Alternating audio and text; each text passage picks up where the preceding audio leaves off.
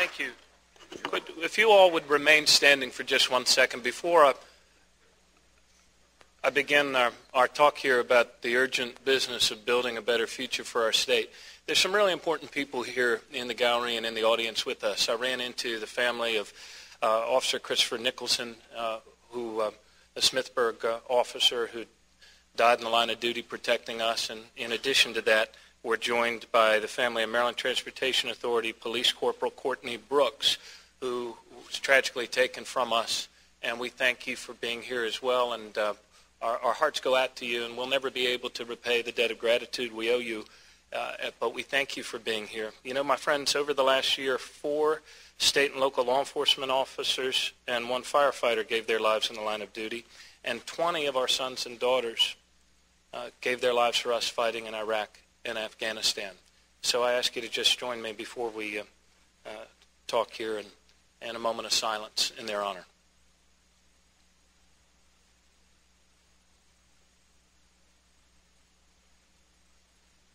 Thank you very much. And do one of these.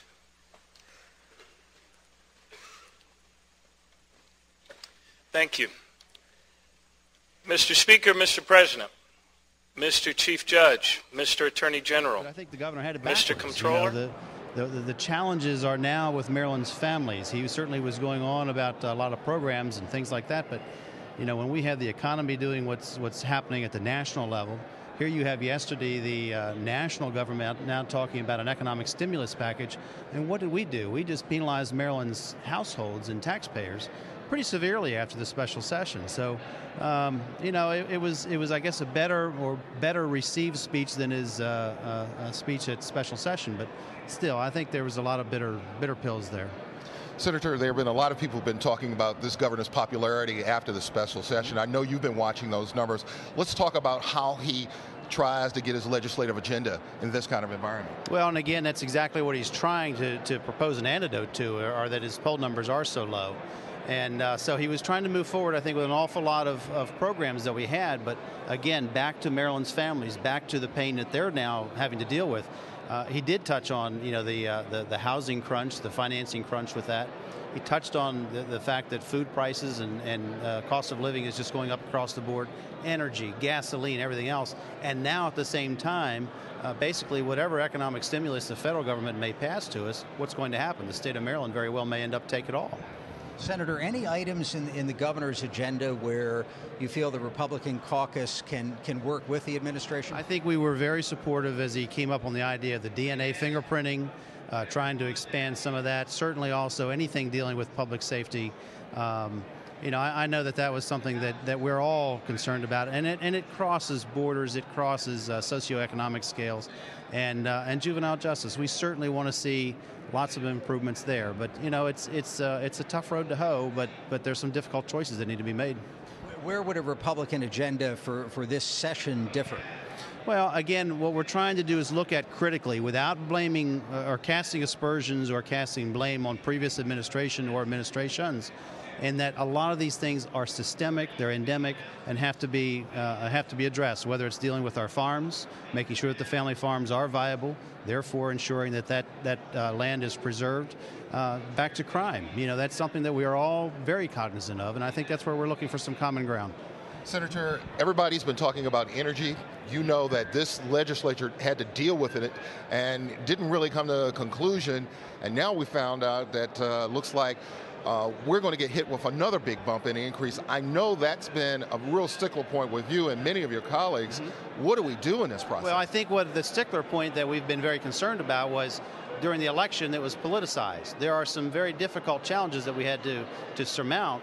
And frankly, you know, the previous administration, what I mean by previous, the Glendening administration and this legislature approved deregulation. There were some problems that came about from that. But it became a politicized event with the PSC and everything else ongoing. And now what we're finding is a lot of what we heard was just rhetoric, and still is there have not been hard solutions posed. They've been talking about financial windfalls for some of these electrical companies. I find astounding. Does it amaze you? Well, they're talking about some of this, but at the same time, there has not been any type of a proposal or package put forth so that there could be any generation of electricity within the state. We're still concerned over, we're going to preserve our air, our bay, and all of us want to do that. No one wants to put that at risk. But at the same time, we've made it prohibitive that we can generate any type of power. So where does it come from? It has to be imported. It has to be imported from states that don't necessarily look at the environment the same way we do, and therefore our consumers pay a significant price for that. Senator, let me ask about the slots bill that was passed in this special session. A lot of members of the Republican caucus were supportive of slots when Governor Ehrlich was in office. The bill passed over your objections in the special session.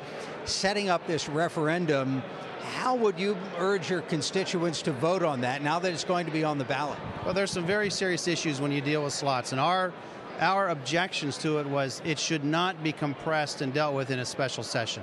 We can deal with it through the 90-day window, and it should be dealt with properly. In the previous years when we passed the slots bill, if you were to give them a grade, let's give them a B-, B, and a B+. This one gets a D at best. The most profitable venue, Rosecroft Raceway, is not even in the package.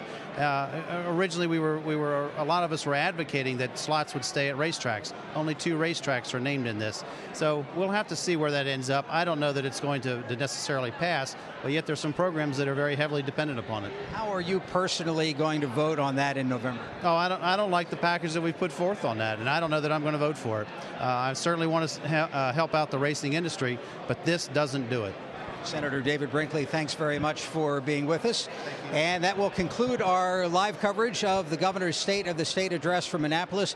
We will have more on the governor's speech and more reaction from legislators of both parties on our State Circle program Friday night at 7:30. And now for Charles Robinson and Lou Davis and all of us at MPT, I'm Jeff Salkin. Thanks for watching and have a good day.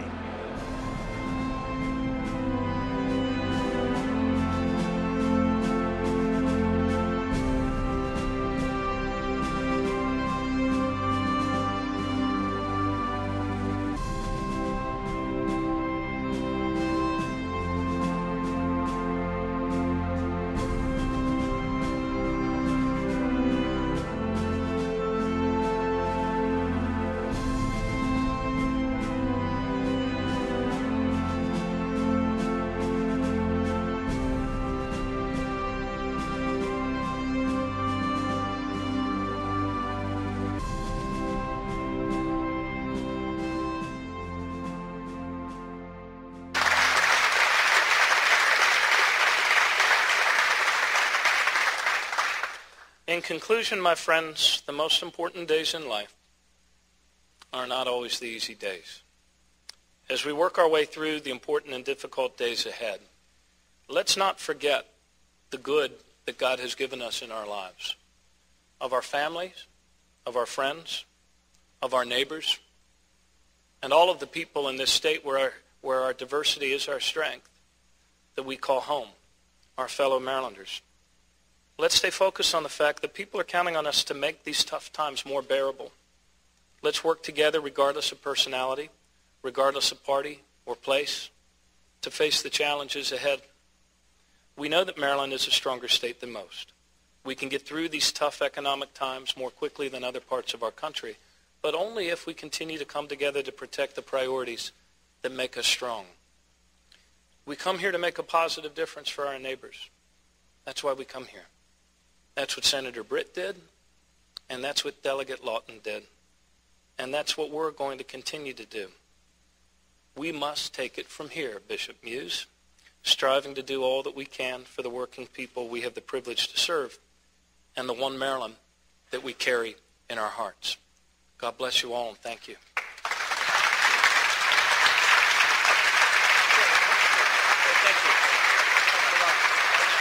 Thank you. Thank you all.